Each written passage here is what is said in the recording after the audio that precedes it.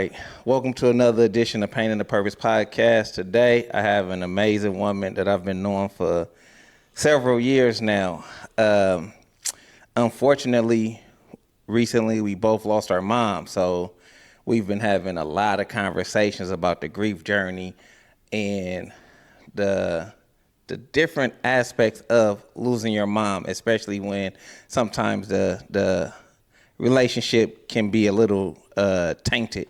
So with that being said, we're going to welcome Miss Darla Anderson. Hey, What's happening? hey, life is happening. So like you just heard me say that over the last, so you lost your mom. November 15th of 2023. And so I remembered you called me kind of like razzled in the moment, and I kind of like walked you through the process and gave you some information to help you proceed, right?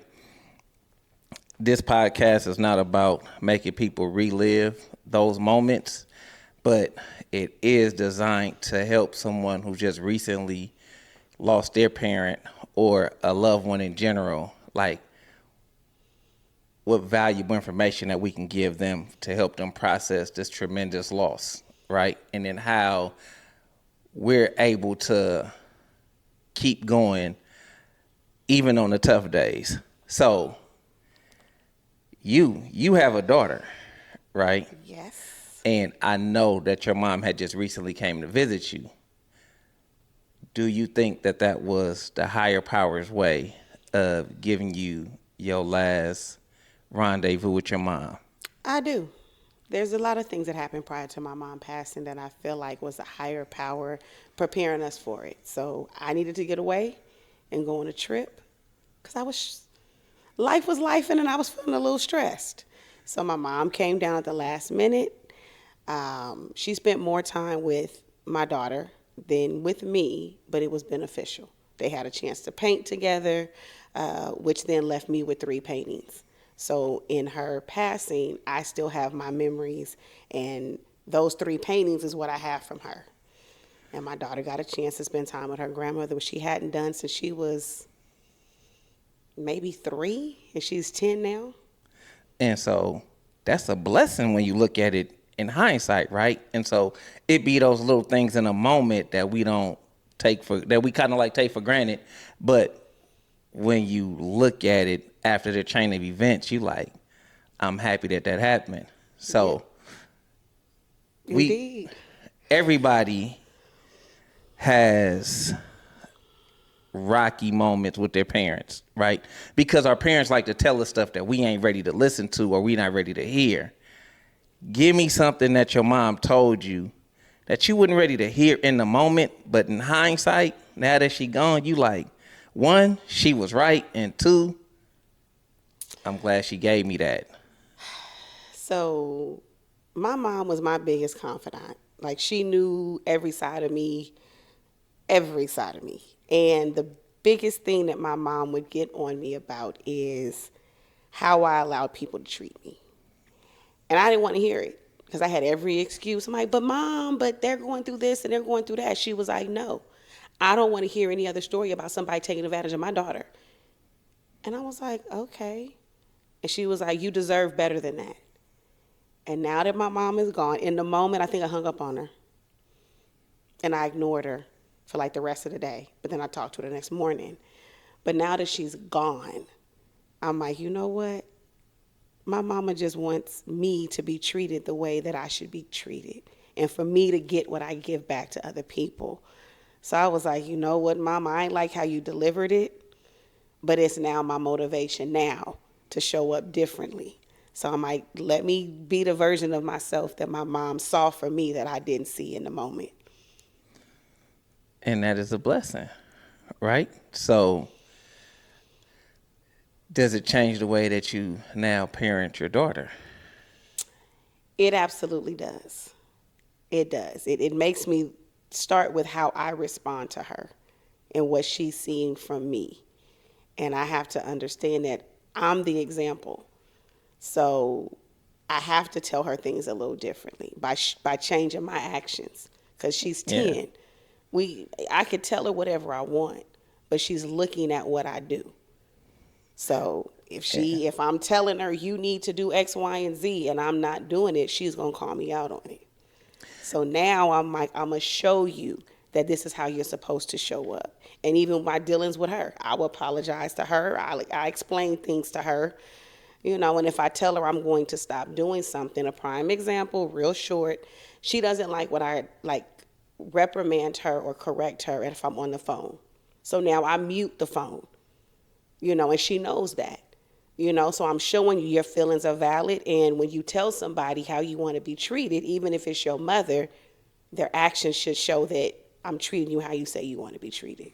Especially because I am your mother, right? So I am your parent, so I should be showing you more respect than the average person. I am the example, right? And then Absolutely. I tell people when because we was raised with the do as I say and not as I do, but like I tell parents now that if you telling that to your child, that means that what you're about to do is non-conducive to a healthy behavior, right?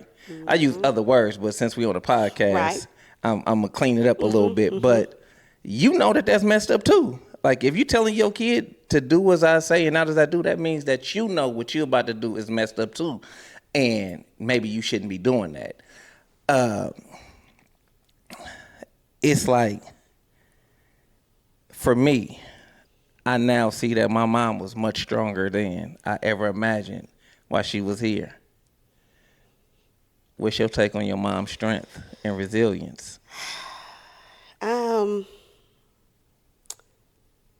I think for me, I don't think it was more so her strength, but just the resilience.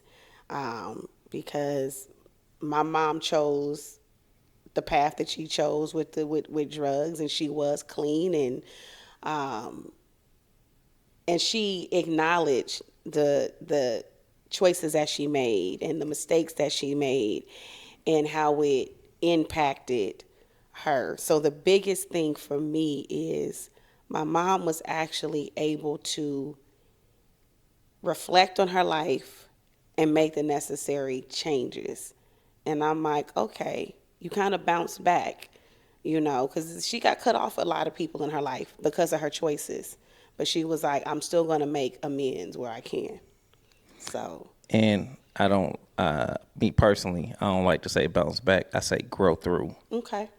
because bouncing back means that you will return to the original state in which you left. Growing through gives you grace to actually grow. And so I don't really, I know the resilient term technically in the dictionary says the ability to bounce back from adversity, trauma, or a difficult experience. Yeah, but I don't want to go back to the same state that I was. I like to grow through. So I think that that's a more developed definition. And so it's like losing a parent or a child, no matter the relationship, when it happens, will rock you to your core, right? I'm going to ask you a question, and this is not meant to be a tearjerker, but what is one thing or a few things that you wish you would have did with your mom before she transitioned? So one of the things is I realized that I hadn't talked to my mom for that whole week before she passed. And I don't know why. So I just kind of wished that I would have communicated with her more. And I wish that I would have had her stay longer Oh, when she after came I to came visit you. back to visit, so we could have done some things together to create some memories, whether it was going to the Grand Canyon or whether it was just going to the park and having a picnic in the park. I mean, we went to the bar, we had a drink, we laughed, which was growth for me because it didn't trigger me. You know, because my mom was an alcoholic when I was growing up, and I felt like that took her away from me. So I was able to get closure on that. That, you know what, I'm grown, my mom was grown. It's that, but I wish we would have had another opportunity to create some memories of us actually hanging out and actually laughing together. And, you know, that would be the major thing that I would have wanted to have done different. And so is it safe to say if someone still has their parent right now and they're in like a difficult place with their parent, that uh, as the child, we probably should give our parents a little bit more grace to grow as we ask for from our kids more grace, because we all just trying to learn this thing called life. I would say that. I actually posted something recently, and I was like, if your mom is around or your parent and you have a healthy relationship, um, or if it's something, you know, minute or something that you can kind of get over, reach out and fix it, you know. But yes, if you have a parent and it's something that you can kind of get over as a child, it's okay. Like, hey, mama, we need to talk, or dad, whoever it is. But I'm also an advocate of, just because you're my mom or you're my parent doesn't mean that I need to stay in a toxic, you know, manipulative relationship just solely because you're my parent. So there's some things where it's like, yeah, you might not be able to look past. But if it's something you can look past, hug your mom a little tighter, hug your daddy a little tighter, show them a little bit more love and grace, because it's a lot that we don't know that our parents have done and gone through as it pertains to raising us. And like right now, you speaking just from your point of view, right? But you got some siblings. So Mm-hmm. just imagine like having to raise all y'all. And Mm-hmm. so like for me personally, you know, every Sunday me and my brother do a walk since I lost my daughter. Mm-hmm. And so we've had a chance to really, really bond over and ponder our mom's actual life and our fathers too, right? Because I was in a difficult place with my father, but me and my father just recently took a trip, and when we first getting on the trip, I'm looking at him and I'm like, he deserved grace to grow. So at that moment, I just kind of like released all the frustration I had towards him and just uh, understand that he's a human too, right? So it be it be crazy because life be life and people be peopling, and it's been, so you said since November, so that's what, about 9 months now. Like six, what's in December, January, February, March, April, Now we May, in the sixth June. month now, so that's like Seven 9 months. months, yeah. That's like 9 months now. So what is a thing that you do? Because like I said, this podcast is designed to help someone else that's struggling with processing or beginning this grief journey when they lose a parent. What is a tangible tool or strategy that you can give someone? Let's say like you going through something and you find a picture of your mom, or you triggered about a memory about your mom. What is it, something that you do? I allow myself to feel what I'm feeling and sit in it. Because if I don't do that, then I'm suppressing it. And in suppressing it, it's not going to do anything. It's just going to kind of sit there and fester up even more. So one of the things I have to learn is I'm going to be triggered. It could be a thought, a smell, a picture. Um, I tried to fight it initially, but I realized when I just stopped and cried, or let the memory play out and not try to run from my feelings, it passed and I felt better. Um, I mean, another thing that I had to do when you're talking about your dad, I have a brother who I never claimed for Whatever personal reason. Yeah, reasons. whatever reason. We don't have to get But to when that. my mom passed, it forced us to have to put our differences aside. And like you said, I had to realize right now it's me and my brother, and we both lost a parent. we only have each other. So am I going to hold on to this indifference, or am I going to reach out and let's sit down and have a conversation and unselfishly understand that we now can be two people that we can lean on when we have those moments of, I'm really missing my mama. Because there's been times I reached out and I called him, or he called me, and we were able to get through it together. But had my mom not passed, I don't think that would have happened. Right? I was like, I would have held on to that grudge, and it would have just been what it was. But I'm thankful that I allowed my mom's passing to allow me to be a bigger person and push past my feelings, understand at the end of the day, we still share the same mom. We're still grieving. And it's a little bit better to grieve with a sibling than with someone that's completely disconnected from the person that has passed. Is there anything else? Like, is there anything else that you would like to share about the loss of your mom? Would you like to share her name? So when people see this podcast, They know. So go ahead. They have to say your mom's name. So my mom's name was Michelle Stout. One of the other things that I've done to help me through this process too is, as we said, I have a daughter. So I started making sure that I spent more time, intentional time, with my daughter. So if you have a child, a niece, or somebody, go love on them a little bit. You know, when you feel, that grief coming or that sadness, love on them. That's what I've done. I went and just grabbed my daughter and just gave her a hug. It was rough for her though, the first couple of days that I found out. She came and checked on me and, made sure I was all right. So if you have someone else that's there, other children, family members, it's okay to be vulnerable and not be okay. It's okay to call somebody and say, hey, I'm having a tough time right now.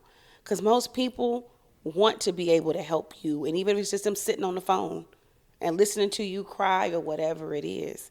But you don't have to go through it alone. There are people there who will sit there with you. So that's it. And that's why I say that everybody needs to develop an inner circle of people that they know, love, and trust, that they can lean on during their tough times. I'm in the middle of a lot of people's circles. I'm in the middle of your circle. You know what I mean? So it is both an honor and a pleasure that you came down from Vegas and you just sitting down with the kid and just talking to me. Yeah. You know what I mean? I didn't put you in a shirt and made you take heck of pictures and stuff. Right. You know what I mean? And they're like, what you finna hang out? I mean, I kind of knew it was a setup question. Yeah, it was. Right, but I was like, I'm gonna go ahead. What we doing? We gonna sit in the blue chairs. We gonna sit in the blue chairs and we gonna have a conversation about our recent loss. Because look, the reality of this is that life gonna keep lifing, and when we just talked about your mom, right? You lit up a little bit, right? So I would suggest, or I would guess that it was a little bit of therapy for you. It was. And so having these conversations are very beneficial, not only to the people that's going to listen to this whenever they listen to it, but as we're having these conversations, as I'm talking about my mom, as you're talking about your mom, like, not only do Danella Marie Clark and Michelle Stout live, now they live longer, forever, right? Because it's on the YouTube now. We have now, captured a moment. And it's like, at the end of the day, that's all that really matter, right? Life is short and this go fast. And even before you came here, you just went through a situation. Well, not you personally. But I was affected by it. But someone else lost their life and you was affected by it. And you called me that night. And so, it's like death is a part of life and we gonna keep experiencing it. But we have to. Well, we don't have to do anything. It is advantageous of us to share our experiences, to give other people permission to share their experiences, and maybe we can begin to heal. And if we heal ourselves and they heal themselves, maybe the world will be a better place. And so Absolutely. the goal for me is just to create a world where we have my phone went off, but create a world where we all just living a little bit better than we was yesterday. Absolutely. But as you said, I think about two things. One, when my mom first passed, I resorted back to some old behavior. And it was old behavior that my mom had talked about and didn't like. Like my mom would listen to everything I said and she wouldn't judge me, but she would express her disagreement. And in that moment, I had to stop myself and I said, wait a minute. I can't allow my mom's passing to have me resort back to some behavior that she didn't agree with and I don't agree with anymore. And so that was my motivation to stop it. And then it transitioned into, okay, what did my mom want? How did my mom want me to be? What type of woman did she want me to be? So then it became my purpose then was, it's time to set boundaries. It's time for me to show up and put me first. It's time for me to just accomplish the different things that my mom and I talked about. And there's a part of me that feels like had my mom not passed, it would have been prolonged. Because it was in her passing that I was like, wait a minute. Either I'm going to sit here and be sad and resort back to making poor decisions to deal with it, or I'm going to face it, feel it. If I got to cry in the middle of the day, I'm going to cry in the middle of the day. But I'm not going to go back to a version of myself that even I didn't like. So now, mama, I'm going to be the woman that we've talked about me being, and I've cried with you on the phone about being. So that then became my purpose. It's like, this is not who my mama want me to be. And this is not who I want to be. So let me line myself up with that. Now, since you came to that realization, Oh, has Jesus. has life been better for you?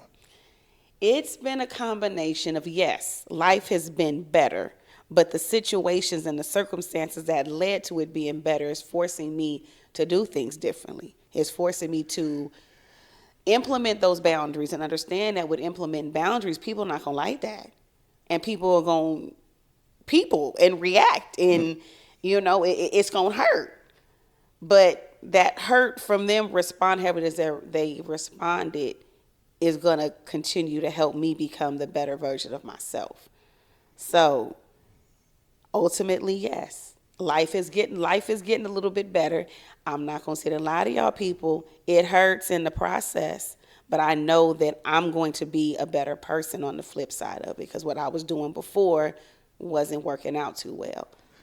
Well, the podcast is called Pain and the Purpose. Well, It ain't called, sliding the purpose. It's called turning your pain into purpose. So it's gonna hurt. It's gonna hurt you. It's gonna hurt the people around you. But ultimately, if you can grow through the experiences, that is the ultimate blessing in all of this. And even though some days it just seems like, a little bit unbearable, we get through those days. And then other days, you get to laugh all day and not be affected as much, but every day you're affected in some capacity. So unless you got something else to share with the people. I'm going to leave it on this note because this is a decision that I just recently made. I'm not going to use a depressed word after the conversation we had about depression. I was been very sad after my mom passed away, naturally so. But I started realizing I wasn't taking care of myself. So I made a decision to go and seek some therapy. So that's another tangible thing that you can do. It's definitely okay to go talk to somebody about how you feeling. And it's okay to acknowledge mentally right now I'm a mess because my mama passed away 6 months ago or 8-9 months ago. And I need a therapist, somebody who has some type of knowledge on how to help navigate through this. but make sure you find one that falls in line with your lifestyle and your beliefs. So that's what I'll leave it. And with that being said, thank you for watching this edition of Pain and the Purpose podcast with the great Darla Anderson. She came down from Vegas to come sit down with me. I'm your host, Darren Bedford. As always, I'm going to tell you, go out and have a blessed and stress-free day because you definitely deserve it, and we love y'all. Peace.